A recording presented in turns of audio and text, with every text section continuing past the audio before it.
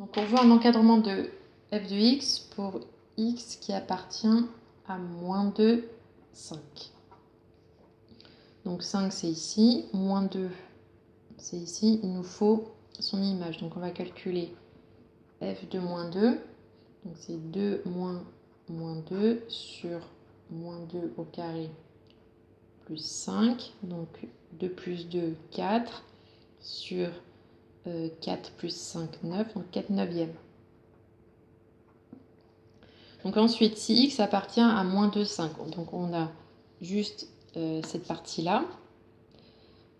Donc l'image va d'abord aller de 4 neuvièmes augmenter jusqu'à 1 demi, puis diminuer jusqu'à moins 1 dixième. Donc du coup, f de x, le maximum là qui peut atteindre c'est 1 demi, et le minimum ça sera moins 1 dixième. Donc f de x sera obligatoirement compris entre moins 1 dixième et 1 demi, puisque c'est le minimum et le maximum, sur moins 2, 5. Donc on dit donc que f de x appartient à moins 1 dixième, 1 demi. Ensuite, on veut une équation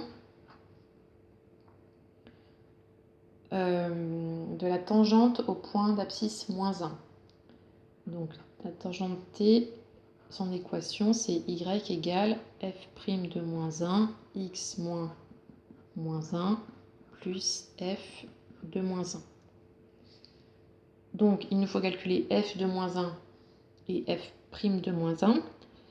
Donc f de moins 1, on l'a déjà, c'est 1 demi. Et f' de moins 1, donc il faut remplacer dans la dérivée. Donc moins 1 au carré, moins 4 fois moins 1, moins 5 sur moins 1 au carré plus 5 au carré. Donc on trouve 1 plus 4 moins 5 sur 1 plus 5 au carré. Donc 5 moins 5, 0. Sur 36, donc ça fait forcément 0. Donc du coup, la tangente, c'est y égale f'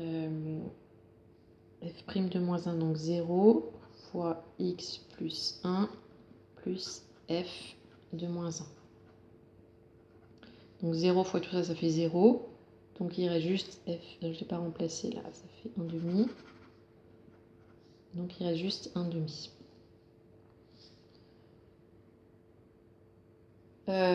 Donc on a l'équation de la tangente au point d'abscisse moins 1.